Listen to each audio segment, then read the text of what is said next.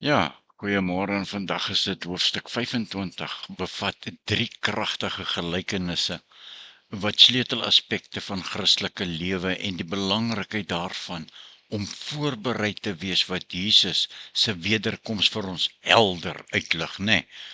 Ons kan onsself meet aan Jesus se woorde en eerlik besluit of ons werklik gereed is vir Jesus se wederkoms.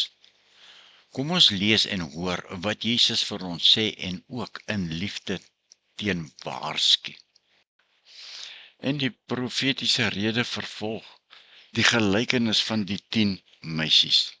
Dan sal dit met die koninkryk van die hemel gaan soos met die 10 meisies wat hulle lampe gevat het om die bruidegom te gaan inwag. 5 van hulle was onverstandig en 5 was verstandig. Die onverstandiges het hulle lampe gevat, maar nie ekstra olie met hulle saamgevat nie, terwyl die verstandiges saam met hulle lampe ook nog olie in houers gevat het. En toe die bruidegom lank wegbly, het hulle almal vaak geword en aan die slaap geraak. In die middel van die nag was daar 'n oproep: "Hier kom die bruidegom, gaan hom tegemoet." Toe staan al die meisies op en maak hulle lampe reg.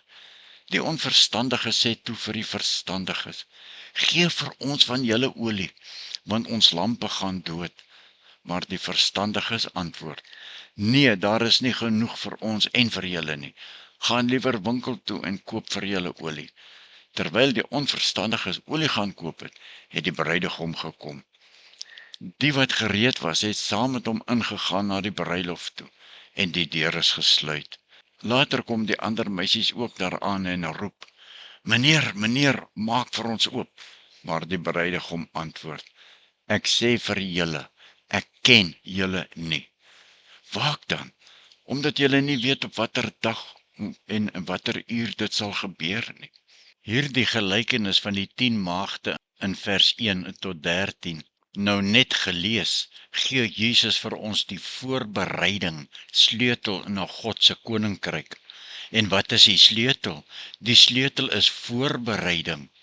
5 wyse maagde wag en is voorberei met ekstra olie vir hulle lampe, terwyl 5 dwaase maagde nie is nie. En dan sien ons 'n geestelike gereedheid, né? Die gelykenis beklemtoon die belangrikheid daarvan om geestelik gereed te wees vir Christus se wederkoms. Aangesien die presiese tyd onbekend is, moet ons elke dag gereed wees vir Jesus se wederkoms.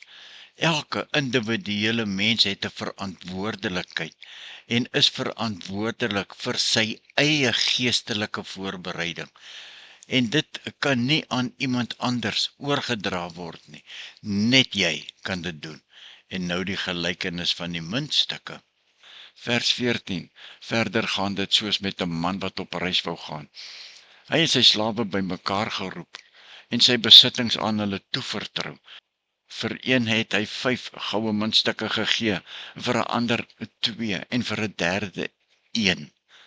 Hy het aan elkeen volgens sy bekwaamheid gegee en toe op reis gegaan. Die een wat 5 goue muntstukke ontvang het, het dadelik daarmee gaan werk en 'n wins gemaak van nog 5. So ook die een wat 2 gekry het, hy het 'n wins gaan maak en nog 2.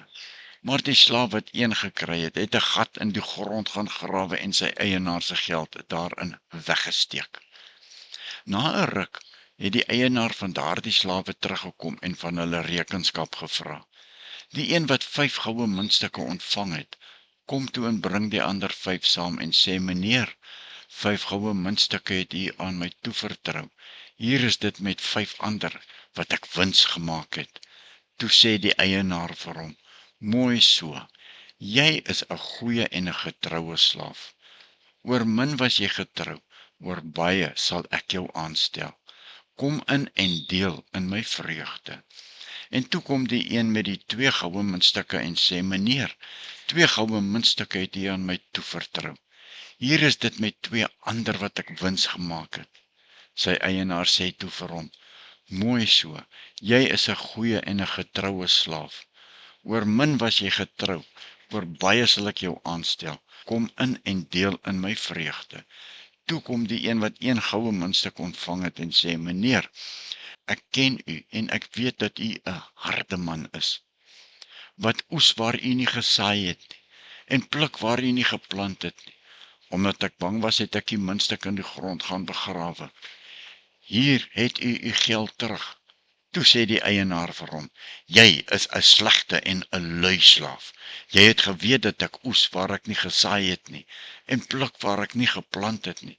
Dan moes jy my geld in die bank gesit het, en ek sou dit by my koms met rente teruggekry het. Vat die muntstuk van hom al weg, en gee dit aan die een wat die 10 het. Aan elkeen wat het, sal meer gegee word, en hy sal oorvloed hê. Maar van hom wat nie het nie, sal ook die bietjie wat hy het, weggevat word. En gooi die nuttelose slaaf uit in die diepste duisternis daar buite. Daar sal hulle huil en op hulle tande kners. Ja, die gelykenis van die talente, vers 14 tot 30. Hier het ons gehoor en sien ons dat elke Christen se geestelike rentmeesterskap is sy eie verantwoordelikheid. Ons as Christene is almal maar net diensknegte wat talente van God ontvang, hulpbronne, soos God vir ons gegee het om te belê en te vermenigvuldig.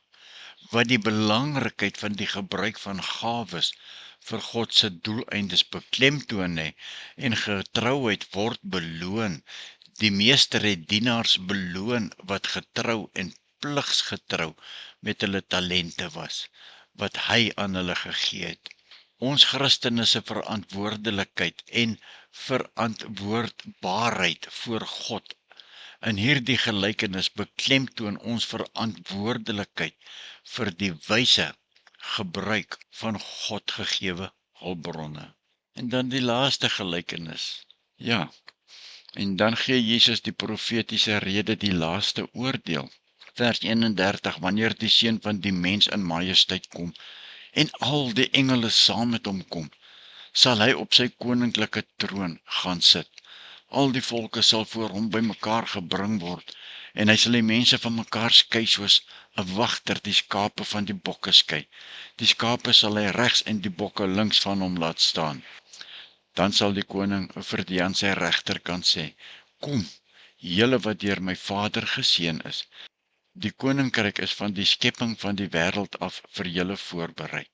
Neem dit nou as julle erfenis in besit, want ek was honger, en julle het my iets gegee om te eet. En ek was dors, en julle het my iets gegee om te drink. En ek was 'n vreemdeling, en julle het my gehuisves. En ek was sonder klere, en julle het vir my klere gegee. Siek, en julle het my verpleeg.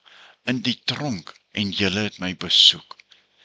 Dan sal die, wat die wil van God gedoen het, hom vra, Here, wanneer het ons u honger gesien en u gevoed? Of dors, en u iets gegee om te drink, en wanneer het ons u, 'n vreemdeling gesien en u gehuisves, of sonder klere, en vir u klere gegee? Wanneer het ons u siek gesien, of in die tronk en u besoek? En die koning sal hulle antwoord, dit verseker ek julle, vir sover julle dit aan een van die geringste van hierdie broers van my gedoen het julle dit aan my gedoen. Vers 41, dan sal die koning vir die ander aan sy linkerkant sê, gaan weg van my af, julle vervloektes. Gaan na die ewige vuur wat vir die duiwel en sy engele voorberei is. Want ek was honger en julle het my niks gegee om te eet nie. En ek was dors en julle het my niks gegee om te drink nie. Ek was 'n vreemdeling en julle het my nie gehuisves nie. Sonder klere en julle het my nie klere gegee nie. Ek was siek en in die tronk en julle het my nie versorg nie. Dan sal hulle ook antwoord, Here, wanneer het ons u honger of dors of 'n vreemdeling of sonder klere of siek of in die tronk gesien en u nie gehelp nie? En hy sal hulle antwoord, dit verseker ek julle, vir sover julle dit aan een van hierdie geringstes nie gedoen het nie, het julle dit aan my ook nie gedoen nie. En hierdie mense sal die ewige straf ontvang, maar die wat die wil van God doen, die ewige lewe. Ja, en dan baie, baie belangrik, dan sien ons in hierdie gelykenis van 'n medelee en diens, vers 31 tot 46, 'n baie, baie belangrike ding. Die gelykenis beklemtoon die belangrikheid daarvan om vriendelikheid en medelee te toon aan diegene in nood, asof ons Christus self dien. Met ander woorde, asof ek dit vir Jesus self doen, want dit het ewige gevolge. En die gelykenis beklemtoon die ewige gevolge van ons keuse met die regverdiges wat die ewige lewe erf en die goddelose wat die ewige straf in die gesig staar en ook erf. Hierdie oordeel is gebaseer op dade. Die gelykenis leer dat oordeel gebaseer sal wees op hoe ons ander behandel, veral diegene in nood.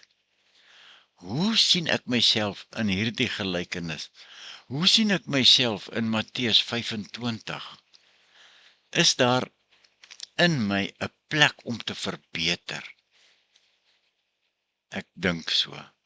Seën, vrede en genade vir julle almal wat die woord van die Here ernstig opneem en dit in hulle harte vasanker en die Heilige Gees die kans gee om jou te wys waar jy kan verander. Amen.